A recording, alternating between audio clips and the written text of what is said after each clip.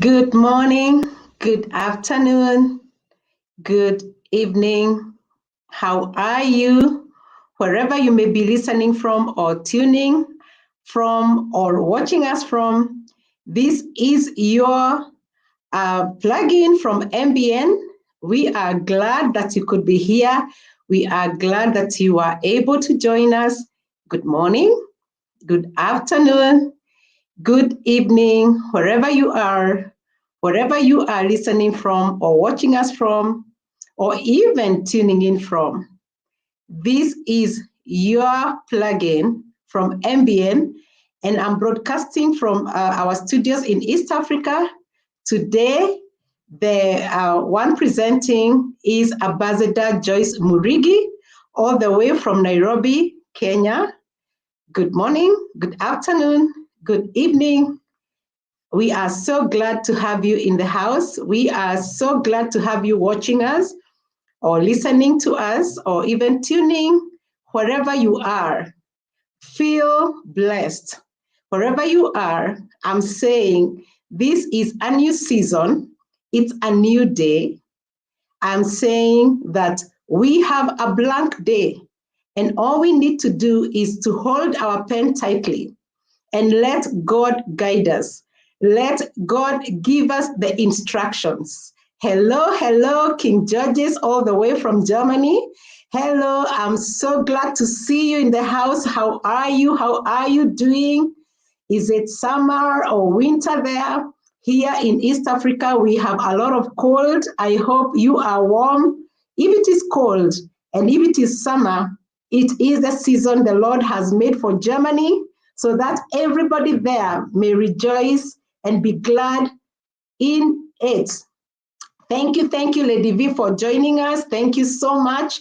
How is Atlanta, Georgia, or how is Savannah, Georgia? How is the weather there? Thank you so much. Thank you so much for being, that cheerleader, and thank you for joining us today. So without further ado, I will get to the topic. I have just said that our topic today is a blank day. I'm saying it is a new day. It is a new season. And we are joyful.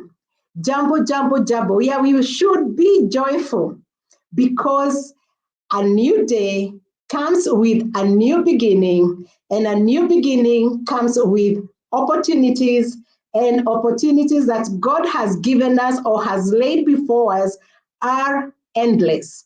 Thank you so much. So I begin and say that today is a new day. It is a blank day. If you see my description, you will see that indeed it is a blank day. And a blank day reminds me of an empty glass or an empty vessel, which is useless, and it only becomes useful if you fill it with the contents that are going to help you. But so long as that glass, that vessel is not filled up with the content that you are going to use, it remains useless. So a new day only makes sense and becomes useful if we choose to fill it. If we do not, then it doesn't become useful. It just goes to waste. A lost new day, if we have lost a new day, we are losing new opportunities, and we are losing a new week. We are losing, in effect, a new season, and we are also losing a new month. Many times when things happen that shake us to the core or which shatter us up, we lose a lot, including losing, or closing useful chapters in our lives. Presently, I'm reminded of the COVID-19. I have witnessed many of us lose jobs. I have witnessed many of us get sick. And I have witnessed many of us even lose relationships or break relationships. Others have also suffered death and have lost loved ones. The human race is under a daily attack. We are afflicted we have lost hope. We are depressed. Life seems not to make any meaning anymore. Most have also lost the faith, but this has not made things better. When we lose faith, it does not mean that even things are getting better. In fact, the opposite happens, that things actually become harder. They become more difficult. But my question today is all lost? Can we believe again? Can we hope again? Can we dream again? The answer is, of course, yes.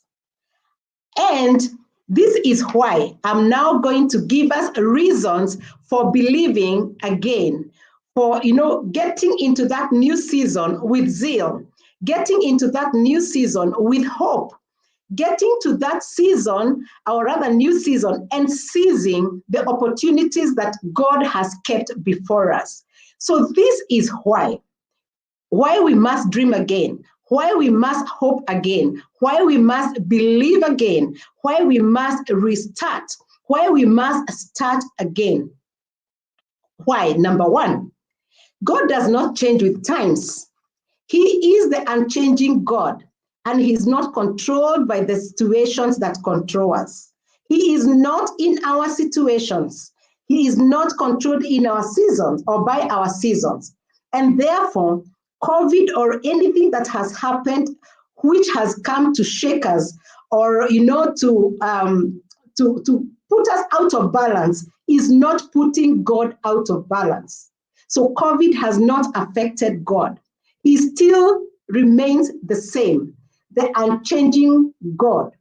So we must choose, therefore, to believe in this unchanging God, because nothing has changed about Him. If we believed Him before COVID, if we believed Him before any disaster that we are going through, then we must choose. It is a choice that we must make to believe in Him yet again, because He understands and He knows what we are going through. God will never forsake us nor leave us. This is number two of why we should believe again, or why we should hope again, and why we should faith again. So God will not forsake us nor leave us. This is Deuteronomy chapter 31 and verse 6. God's promises are yea and amen. They are truth. They are true. His character, he is holy. He is one with his character. Whatever he says and whatever his book says, is what comes to pass. So we must be able to believe again, to believe in his promises, which are yea and amen. Yes and amen. They are true. So we must declare and decree that this is going to happen. God is not about to leave us. He's not going to forsake us. Number three, why we must dream again, we must rise up, we must take our broken pieces and put them together and start believing again or start dreaming again, is because the third point is because his plans are good. They are to give us a hope and a future. And that is a famous verse in Deuteronomy 29 and verse 11. If we believe again, then we must believe in these promises which are yea and amen, including this promise that promises us to give us hope and a future. The future is the next minute. The future is the next hour. The future is the next day. And we must believe again for us to see the future. Giving us a future, what does God mean that he's giving us a future? He means that he's giving us a future where he is in, where he's in control, a future where he promises not to leave us, a future where he promises to be with us, a future where he promises to hold us by his right hand. That is the future.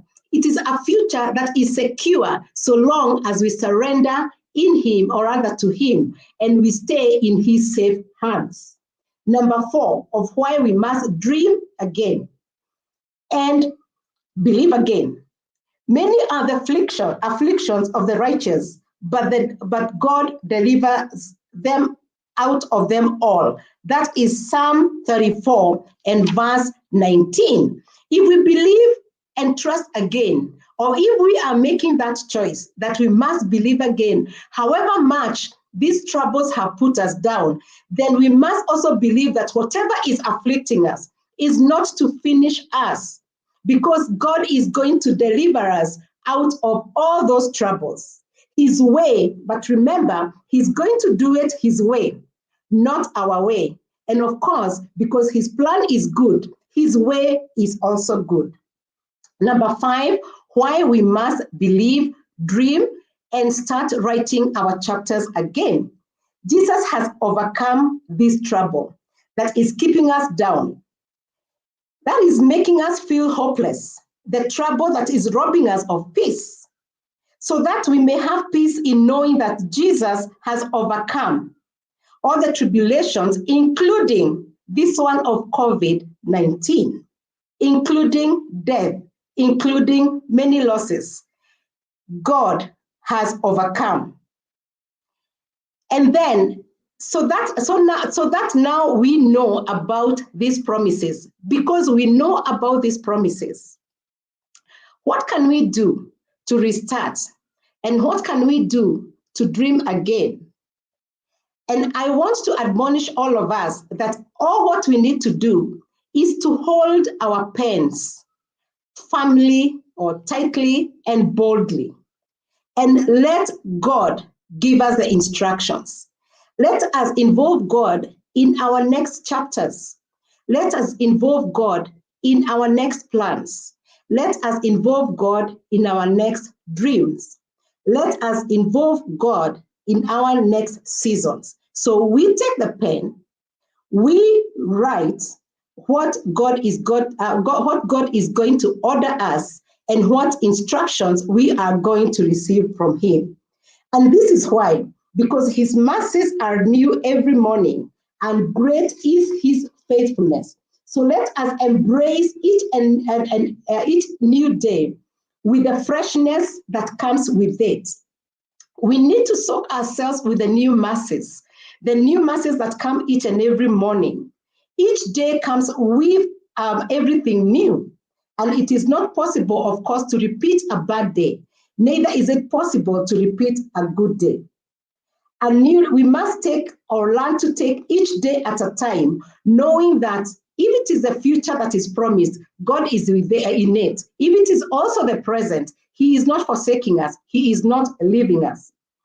And then we must also remember that each and every day we wake up, it is the day the Lord has made, and we shall rejoice and be glad in it. But I ask myself, why did the psalmist talk about choosing to rejoice in each and every day? Because even seeing a new day, it is a miracle. And you know what Ecclesiastes says? It says that there is a purpose for everything under the sun, and a time attached to that purpose. So if we find ourselves seeing a new day or looking into a new day, then there is a purpose for that day, and there is a purpose why we are alive. So we need to take that pen firmly and start a new season. If we had already stopped believing or stopped living in the current or the season that we are God is taking us through. And then number 3, Genesis chapter 1 and 5. God called the light day, and darkness he called it night. And there was evening, and then there was morning, and it was all one day. So a day changes to night. A night changes into morning. A morning changes into evening. So we are told that nothing is permanent. This says that nothing is permanent. But just like we create light in the middle of darkness, therefore we should also surround ourselves with something positive when we are going through dark seasons. We must create hope. We must hope. We must trust. We must have faith, even when seasons are so difficult or when it is very difficult to do so. But we must choose, because it is the best thing to do. And actually, it is the only good thing that I mean to do. Then number 5, Psalm 42 and verse 8, the Lord will command his loving kindness in the daytime, and his song will be with me in the night, a prayer to the God of my life. This says that I will be able to see his love when everything is going right. But even so, or even much more, I will put a song in my lips. I will sing his song even when things are not going right, because I know who my God is and I know what his character is. I'll be able to put a song in my lips, a song to decree his and declare his faithfulness, a song to decree and declare of his loving kindness. Then Romans chapter 13 and verse 12 says, the night is almost gone and the day is near. Therefore, let us lay aside the deeds of darkness, put on the armor of light. So I will continue saying that we need to hold on to this. We need to hold on to this promise that the night is coming to a close. It is going away. And therefore, we should put on the armor of light, so that, when the day comes, we will continue living, we will continue hoping, we will enter into new seasons with hope, with faith, with belief in God, and also trusting and surrendering to him. And finally, brethren and kingdom ambassadors, let us arise and shine, for his light has come, and the glory of the Lord has risen upon us. So the glory, this is Isaiah 60 and verse 1. The glory of the Lord has come. It is upon us. So let us arise. Let us shine. We have been down. Let us arise. When the sun rises, it is beautiful. It has good energies. It is bright and comes with rays that penetrate each and everywhere where it points. So it comes with a lot of good things. So let us arise, immerse ourselves in the beauty of rising up again. Let that beauty and energy of getting into a new season where we know God is be felt by everyone who is near and far from us. Let us also shine. This is a new day. It's a new season. It's a new dispensation. It's a new dream. It's a new chapter in your life. This is a new day.